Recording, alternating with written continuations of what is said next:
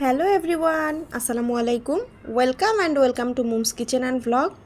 দুপুরের সময় সিঙ্গারা সমুচা এগুলো কিন্তু একদম দুপুর ডিমান্ড কথা। দুপুরের সময় এগুলো খেতে ম্যাক্সিমাম লোকই পছন্দ করে।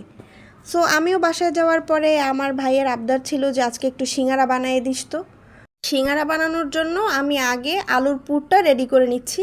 এর জন্য একটা প্যানের মধ্যে পরিমাণ মতো তেল আর এতে পেঁয়াজগুলো একটু বড় বড় করে আমি দিয়েছি এখানে, যাতে করে একদম পুরোপুরি কুক হয়ে যাবে না।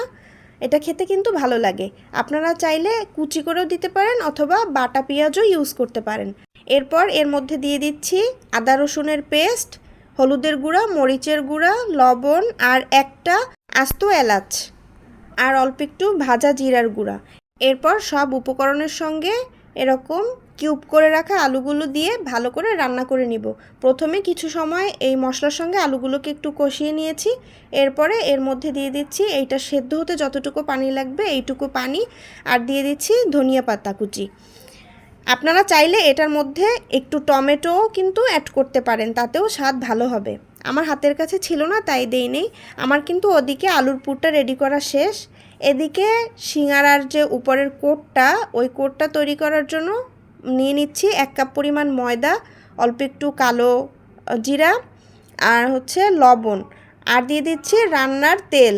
এরপরে সব কিছু একসঙ্গে মিশানোর পরে এরকম হাতের মধ্যে নিয়ে চাপ দেওয়ার পরে যদি একটা দলা পাকায়া যায় তখন বুঝতে হবে যে এটা পুরোপুরি রেডি। এখন এর মধ্যে আস্তে আস্তে অল্প অল্প পরিমাণে পানি দিয়ে দিব উপরের কোটটা তৈরি করার জন্য।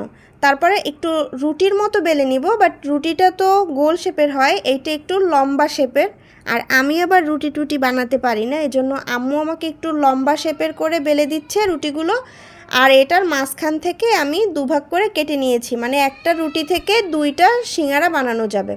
এরপরে এই সিঙ্গারার মূল কষ্টের কাজ হচ্ছে এটার ভাঁজটা দিতে পারলে আর কোনো কষ্ট নাই। আর আমি এই পুরগুলোর মধ্যে কিছু কাঁচা পেঁয়াজ দিয়ে দিচ্ছি।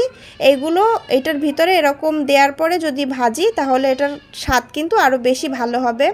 এর মধ্যে আলুর পুরগুলো দেওয়ার পরে কিভাবে ভাজটা করছি দেখেন। প্রথমে একটা ঝালমুড়ির ঠোঙা হয় এরকম একটা কোনা করে নিয়েছি।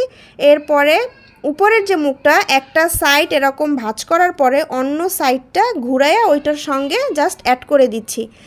আমি প্রথমটা এরকম করেই নিয়েছি, পরে আপনাদের সুবিধার জন্য দেখিয়ে দিচ্ছি আরও একটা। এখানে কিন্তু মুখগুলো সিল করার জন্য আমি পরেরগুলোতে একটু একটু করে পানি অ্যাড করছি। পরেরটা বানাতেও কিন্তু প্রথমে ঝালমুড়ির ঠোঙার মতো এরকম একটা শেপ দিয়ে নিয়েছি। এর মধ্যে আলুর পুরগুলো দেওয়ার পরে আমি কিভাবে করে আটকাচ্ছি এইটা কিন্তু ভালো করে দেখবেন।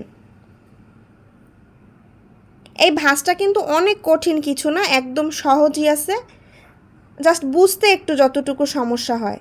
সিঙ্গারার যেহেতু 3টা কোণা থাকে, একটা কোণা তো আমার প্রথমেই বানানো হয়ে গেছে, পরেরটা কিন্তু উপরে আমি এরকম একটুখানি পানি দিয়ে ভিজিয়ে নিচ্ছি।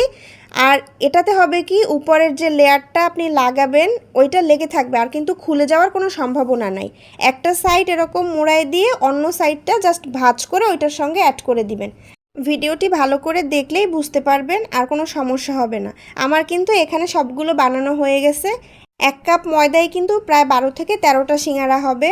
আমার এখানে 12টার মতো হয়েছিল। এরপরে আর তো কোনো কাজ নাই, জাস্ট ভেজে নিব। এরপরে আর একটা কড়াইয়ের মধ্যে পরিমাণ মতো তেল দিয়ে, তেলটা যখন গরম হয়ে আসবে এর মধ্যে সিঙ্গারাগুলোকে দিয়ে জাস্ট 3-4 মিনিট করে ভেজে নিব। আপনারা একটু সাদা যদি রাখতে চান উপরটা সেরকম ভাজবেন, বা একটু ক্রিস্পি করতে চাইলে আর একটু বেশি সময় ভাজবেন। আপনারা চাইলে ডুবো তেলেও ভাজতে পারেন, তবে আমি এখানে 80% ডুবে গেছে এরকম তেলে ভাজছি। আর এটা খেতে কিন্তু অসাধারণ, একবার মাস্ট ট্রাই করে দেখবেন সবাই। Thanks for watching. আল্লাহ হাফেজ।